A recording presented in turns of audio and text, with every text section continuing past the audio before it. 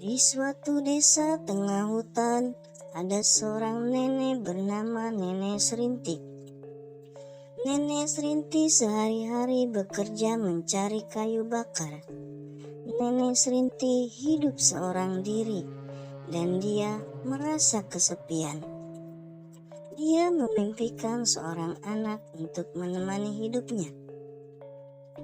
Sampai suatu saat, dia mengikat janji dengan raksasa buto ijo.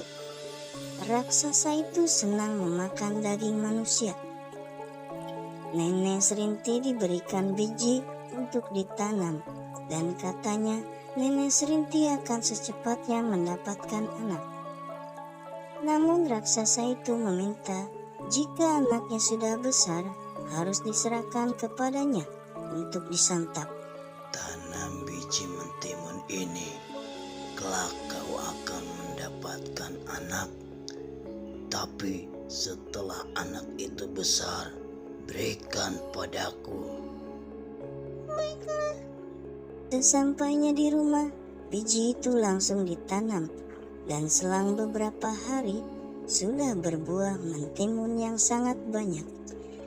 Dan ada satu buah mentimun yang ukurannya sangat besar dan berwarna emas. Nenek Serintik langsung membawanya pulang. Mentimun ini besar sekali. Setelah mentimun itu dibelah, Nenek Serintik terkejut karena di dalamnya ada seorang bayi perempuan yang lucu dan cantik. Lucu sekali bayi ini. Dan diberi nama Timun Emas. Aku beri nama Timun Emas. Setelah beberapa tahun berlalu, Timun Emas menjadi gadis yang sangat cantik jelita. Nenek Serintik sangat menyayanginya. Tiba suatu hari, raksasa jahat itu datang menemui Nenek Serintik untuk menagih janji dan membawa Timun Emas.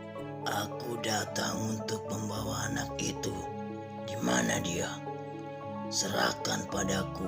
Namun Nenek Serintik tidak tega menyerahkan Timun Emas kepada raksasa itu. Sehingga Nenek Serintik mengulur waktu, menyuruhnya datang kembali 1 tahun lagi. Anak itu masih kecil, belum bisa untuk kau makan, karena tubuh dia masih kurus. Datanglah 1 tahun lagi. Dan raksasa itu menyetujuinya untuk datang kembali 1 tahun lagi. Baiklah, aku akan kembali 1 tahun lagi. Suatu malam, Nenek Serintik bermimpi seorang misterius menyuruhnya pergi ke gunung untuk meminta pertolongan pada seorang petapa sakti. Keesokan harinya, Nenek Serintik menuju gunung untuk menemui petapa sakti itu. Setelah bertemu dengan petapa sakti itu, Nenek Serintik diberikan kantong berisikan biji-bijian untuk diberikan kepada Timun Emas. Ambil kantong ini, berikan pada anakmu, dan lemparkan biji yang ada di dalamnya kepada raksasa itu. Sesampainya di rumah, Nenek Serintik memberikan kantong itu kepada Timun Emas dan menjelaskan bahwa biji-biji itu akan melindunginya jika dikejar raksasa. Akhirnya tibalah waktunya. Raksasa itu datang kembali ke rumah Nenek Serintik dan meminta Nenek Serintik segera menyerahkan Timun Emas kepadanya. Aku kembali lagi untuk membawa anak itu. Di mana dia?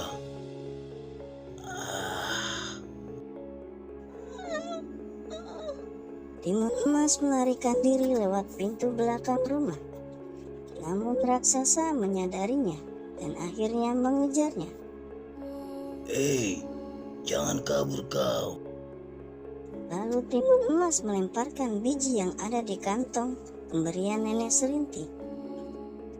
Dan seketika menjadi ladang mentimun dan banyak sekali buah mentimunnya. Si raksasa jahat itu sempat melupakan Timun Emas karena dia keasikan makan buah mentimun. Raksasa sangat menyukai buangan timun itu. Lalu dia kembali teringat pada timun emas dan kembali mengejarnya.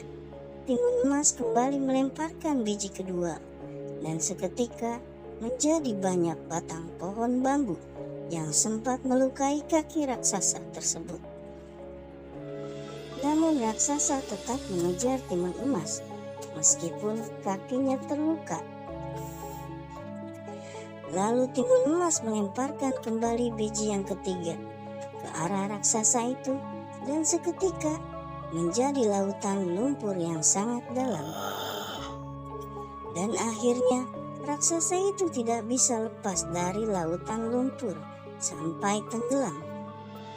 Setelah raksasa itu berhasil dikalahkan, timun emas pun kembali ke rumah dan hidup bahagia bersama Nenek Serintil.